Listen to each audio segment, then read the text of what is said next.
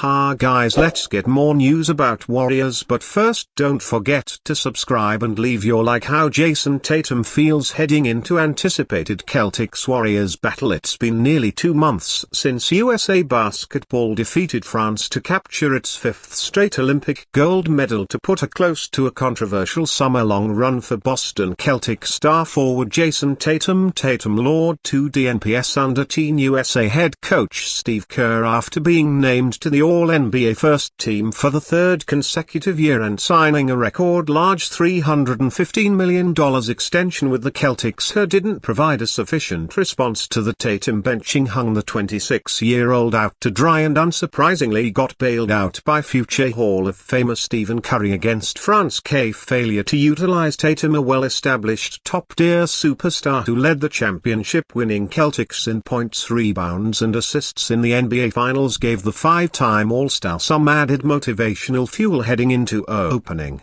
night. So far the production has spoken for itself, but TD Garden reception for Wednesday night's Golden State Warriors trip to Boston is an expected lock. Tatum's response performance is even more anticipated. I mean, yeah, we're playing against Steph Curry and somebody that I'm close with, and obviously I'm close with Draymond Green, Tatum said after Monday night's went over the Atlanta Hawks per and us media. So I know it's a finals matchup from a few years ago, so from that standpoint, yeah, getting to play against those guys, we've had a lot of battles over the last couple of years, so I'm sure it'll be fun. Brushing off KRK existence doesn't remove the implication that 19,000+ Celtics fans are mindful of this week and have been since the team's schedule was released in August. The Warriors are off to a 6-1 start, while the 7-1 Celtics look even hungrier than last season without the assistance of Kristaps Porzingis and the recent absence of Jaylen Brown, who due to a hip flexor injury won't face Golden State. Haven't missed a beat. Tatum entering his 8th career season in the league is a major part of that. Tatum has averaged 30 points, ranking 4th in the NBA with 7.4 rebounds and 5.1 assists, shooting 48.8% from the field and 35.5% from 3 across 8 appearances. It's easy to link Kerr as a direct reason for Tatum's early season dominance, even if he'd never acknowledge it. But Wednesday will be Tatum's first true test and shot at redemption. Expect Celtics teammates to rally around Tatum, especially coming off a solid 28-point showing versus the Hawks to end Boston's 4-game road trip. For him it looks pretty easy, Drew Holiday said. Percoland's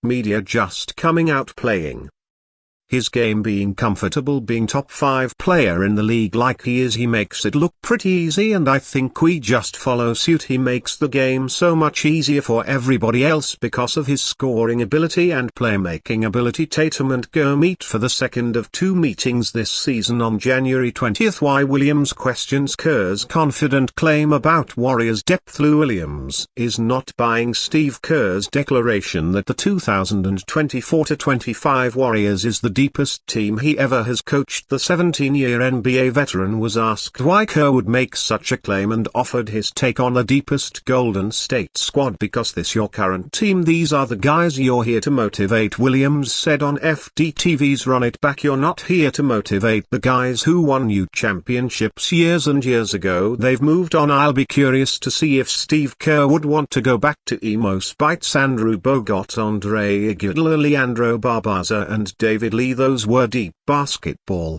teams in 2015 to 2016.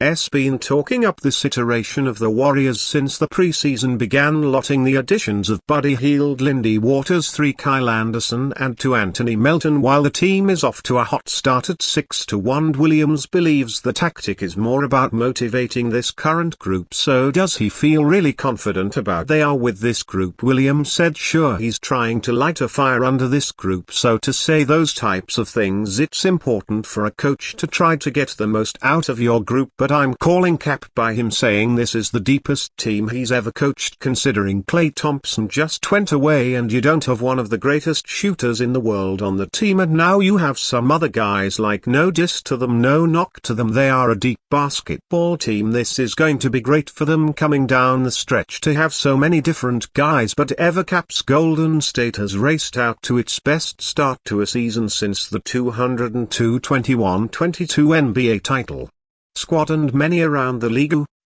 he is surprised at the team's performance. It can't be denied this is partly due to a deeper bench with Hield lighting up the scoreboard every time he takes the court. Still, most of the wins have come against inferior competition, so the next stretch of games will determine just how legit the team is. 3 road games await against the Boston Celtics, Cleveland Cavaliers and Oklahoma City Thunder, that 3 best teams in the NBA so far this season. If the Warriors come out with a winning record at the end of this road trip, it would add a lot of credence to K's claims and go a long way re-establishing the franchise as one of the best in the league. Latest report on Warriors trade for $158 million. Star New Orleans Pelicans forward Brandon Ingram's name has been floating around in trade talks for much of the summer. The veteran forward is in the last year of his current contract with the team, and earlier reports were that the former All-Star wants a maximum contract extension of around $50 million per year. There were reportedly